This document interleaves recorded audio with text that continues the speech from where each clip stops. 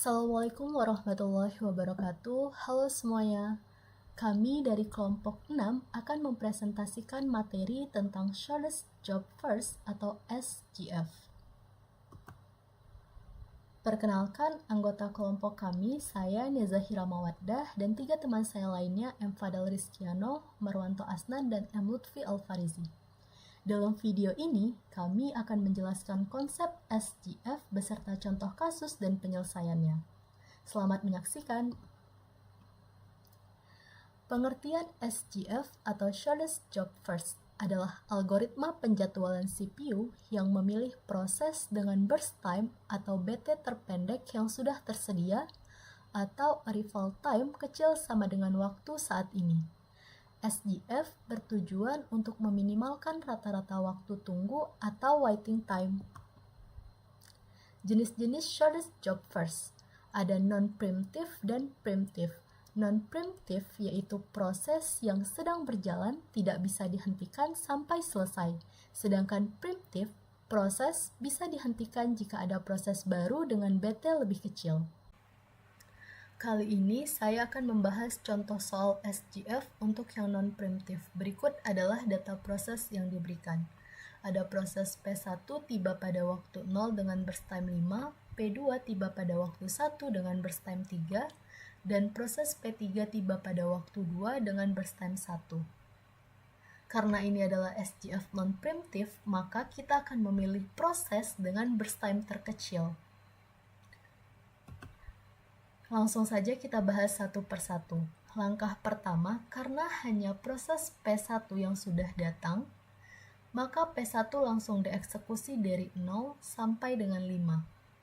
Maka CT-nya 0 ditambah 5 sama dengan 5. Saat waktu mencapai 5, pada waktu kelima, proses P2 dan P3 datang. Nah, karena P3 lebih kecil burst time-nya dibanding P2, maka P3 terlebih dahulu dieksekusi. Maka 5 ditambah burst time-nya 1, 6. Nah, pada waktu ke-6, P2 datang dengan burst time 3. Maka 6 ditambah 3 sama dengan 9. Dan untuk TAT-nya itu rumusnya CT dikurang AT. Nah, tadi kan kita udah temuin nilai CT. CT-nya 5 dikurang AT-nya 0. 5 dikurang 0, 5. Untuk proses P3, CT-nya 6 dikurang AT-nya 2, 4. Dan untuk proses P3, CT-nya 9 dikurang 1, 8. Untuk WT itu rumusnya TAT kurang BT. Nah, TAT untuk proses P1 tadi 5 dikurang BT-nya 5, 0. Untuk proses P2, TAT-nya 4 dikurang BT-nya 1, 3. Dan untuk proses P2, TAT-nya 8 dikurang BT-nya 3, sama dengan 5. Dan untuk RT, rumusnya adalah ST dikurang AT. Nah, ST-nya tadi untuk proses P1 itu 0 dikurang AT-nya 0, maka 0. Untuk yang proses P3, ST-nya tadi 5 dikurang AT-nya 2, 5 kurang 2, 3. Dan untuk yang proses P2, tadi untuk yang RT, ST-nya itu 6 dikurang AT-nya 1, sama dengan 5. Nah, berikut adalah gambaran Gantt chart dari proses di atas. Tadi kan proses P1 dimulai pada waktu ke-0 sampai 5. Nah, pada waktu kelima burst time P3 tadi 1, maka 5 ditambah 1, 6. Dan untuk yang P2, tadi burst time-nya 3, maka 6 ditambah 3, 9. Nah, untuk menghitung average atau rata-rata dari TAT, WT, dan RT, maka kita tinggal jumlahkan TAT dari nilai TAT dari ketiga proses. Jadi untuk TAT dari proses P1 itu 5, P3 itu 4, dan P2 itu 8. Maka 5 ditambah 4 ditambah 8 dibagi banyaknya proses. Itu ada 3 proses. Maka dibagi 3. Sama dengan 17 dibagi 3, 5,67. Dan untuk yang WT, itu ada nilainya. Nah, dan untuk yang WT itu juga sama. Nilai dari WT ketiga proses kita jumlahkan.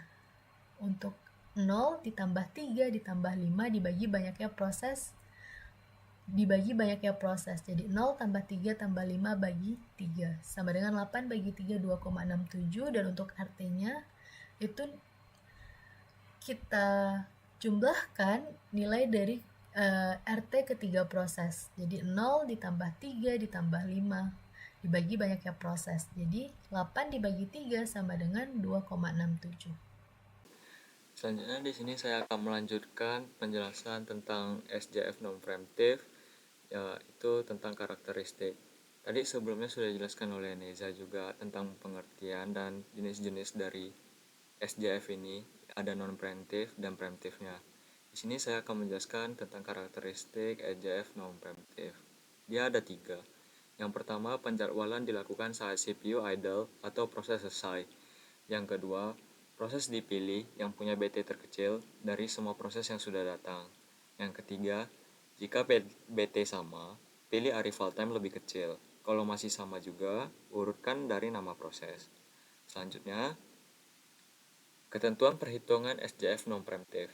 Yang pertama, proses dengan burst time atau BT terpendek akan dipilih terlebih dahulu dari semua proses yang sudah datang, atau arrival time kecil sama dengan waktu saat ini.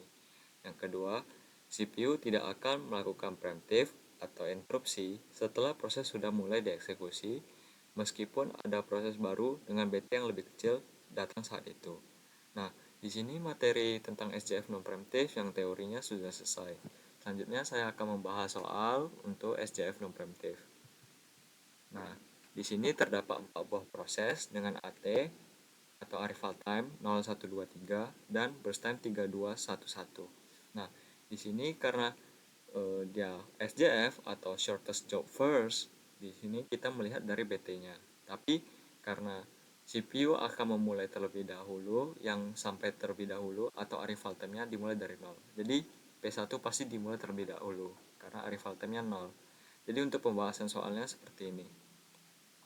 Nah, karena tadi si CPU-nya sudah mengambil arrival time 0, maka P1 akan mulai. Jadi 03.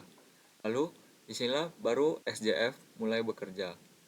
Nah, kita tengok dari burst time-nya. Burst time terkecil tadi ada di P3 sama P4. Tapi karena sama-sama satu, kita urutkan berdasarkan arrival time-nya atau AT-nya.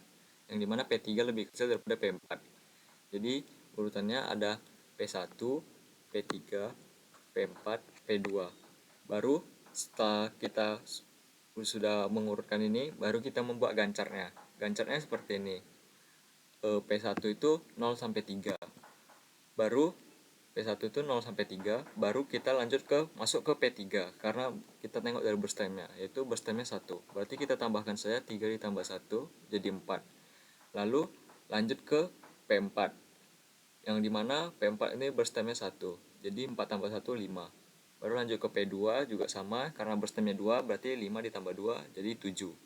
Baru di sini baru kita bisa menentukan start time-nya berapa.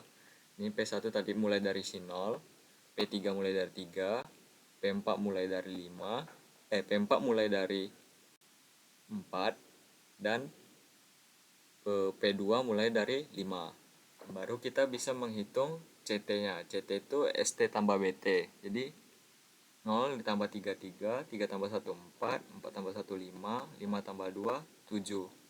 Baru hitung TAT-nya, CT kurang AT, ini 3 kurang 0 3, 4 kurang 2 2, 5 kurang 3 2, 7 kurang 1 6. Baru kita hitung waiting time-nya. Waiting time tadi itu bisa didapatkan dari TAT dikurang BT. Tadi TAT-nya sudah dapat 3. Terus BT-nya 3, berarti waiting time-nya 0. Baru sini TAT-nya 2, sini BT-nya 1, 1. 2, TAT-nya 2, BT-nya 1, berarti 1. Di sini TAT-nya 6, BT-nya 2, berarti waiting time-nya 4. Baru kita hitung RT-nya. RT itu didapatkan dari start time dikurang arrival time. Tadi 0 0 0 dikurang 0 0. Baru sini 3 dikurang 2 1. Baru 4 dikurang 3 1. Baru 5 dikurang 1 4. Nah, berarti untuk tabelnya sudah selesai. Baru kita hitung rata-ratanya. Rata-rata dari TAT ini tadi TAT sudah berarti 3 ditambah 2 ditambah 2 ditambah 6. terus karena prosesnya ada 4 berarti dibagi 4. Jadi hasilnya 13/4 sama dengan 3,25. Baru kita hitung rata-rata waiting time-nya 0 ditambah 1 tambah 1 ditambah 4 terus dibagi 4. Jadi 6/4 sama dengan 1,5. Baru hitung rata-rata dari RT-nya 0 tambah 1 ditambah 1 ditambah 4 dibagi 4. Jadi hasilnya 6/4 itu sama dengan 1,5 juga. Nah, itu saja pembahasan soal non preemptif. Selanjutnya akan dijelaskan oleh anggota kelompok saya yang lain untuk soal yang preemptifnya. Jadi kali ini saya akan membahas tentang ketentuan perhitungan SDV preemptive. Yaitu proses baru datang akan masuk ke ready queue. Setiap saat CPU mengecek proses di ready queue dengan remaining time terpendek. Jika proses baru datang dan memiliki BT sisa waktu proses remaining time yang sedang berjalan, maka proses saat ini di prime dan proses baru dijalankan. Proses berlanjut hingga semuanya selesai. Lanjut ke contoh soalnya saja. Di proses P1 AT-nya ada 0, BT8, P2-nya ada 1, BT4, dan P3 2, dan BT-nya 2. Di BT-nya juga ada 3 dan 1. Jadi lanjut aja ke pembahasan soal perspektif, yaitu soal ini menggunakan algoritma shortest remaining time first, yaitu versi preemptive dari SDV. Artinya setiap proses yang sisa waktunya paling pendek akan dijalankan lebih dulu, bahkan jika harus menghentikan proses lain yang sedang jalan. Dan ke penjelasan gancarnya, di P1-nya ada 0, 1, P2 2, dan itu akan selanjutnya seperti itu. Terus saya mulai dari waktu kosong dan mengecek setiap proses yang datang. Ketika ada proses baru yang punya waktu eksekusi lebih pendek dari yang sedang jalan, maka proses sebelumnya dihentikan dan proses baru dijalankan. Itulah preemptive. Penjelasan perhitungannya di IPG. Setelah semua proses selesai, saya hitung completion time, lalu hitung turnaround time-nya. Dan waiting time-nya rata-rata dari semua dihitung untuk melihat efisiensi. Dan dari hasil perhitungan FEG, algoritma ini memberikan rata-rata waktu tunggu 2,75 detik dan rata-rata waktu selesai 6,5 detik, yang menunjukkan bahwa SRTV cukup efisien dalam menangani proses pendekat terlebih dahulu. Jadi segitu aja pembahasan soal dari saya. Sekian, terima kasih. Oke, selanjutnya saya akan membahas contoh soal preemptif, yang dimana contoh soalnya sebagai berikut ini.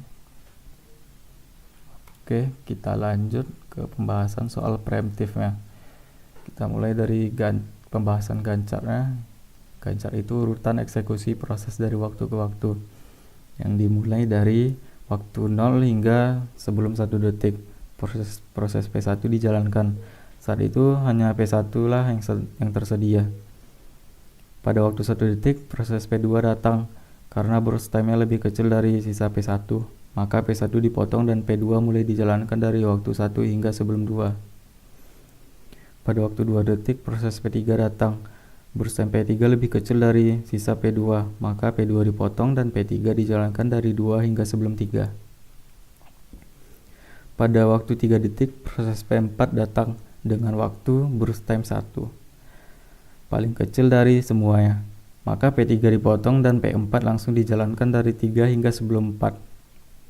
Setelah P4 selesai, P3 kembali dilanjutkan dari waktu 4 hingga sebelum 6, menyelesaikan sisa burstnya. Setelah itu P2 dilanjutkan dari waktu 6 hingga sebelum 10, menyelesaikan eksekusinya. Terakhir, P1 dilanjutkan dari waktu 10 hingga sebelum 17, menyelesaikan sisa burstnya. Setelah itu, kita lanjut ke tabel waktu selesai, turnaround, dan waiting time-nya. Kita mulai dari completion time-nya, di mana P1 itu selesai di 17, P2 selesai di 10, P3 selesai di 6, P4 selesai di 4. Lalu di turnaround time-nya, P1 selesai di 17, P2 selesai di 9, P3 selesai di 4, P4 selesai di 1. Waiting time-nya 9, 5, 2, 0. Burst time-nya 8, 4, 2, 1. Lalu kita carilah rata-rata turnaround time-nya, yang dimana kita jumlahin 17 ditambah 9 ditambah 4 ditambah 1. Setelah kita jumlahkan, kita bagi 4, yang dimana hasilnya 7,75. Terus di rata-rata waiting time-nya, kita jumlahkan 9 tambah 5 tambah 2 tambah 0. Setelah kita jumlahkan, kita bagi 4, yang dimana hasilnya 4,0 atau 4. Sekian pembahasan kami tentang SJF atau Shortest Job First. Semoga penjelasan dan simulasi yang telah disampaikan dapat memberikan pemahaman yang lebih baik tentang konsep SJF ini. Kami akhiri di sini. Mohon maaf apabila ada kesalahan kata. Assalamualaikum warahmatullahi wabarakatuh.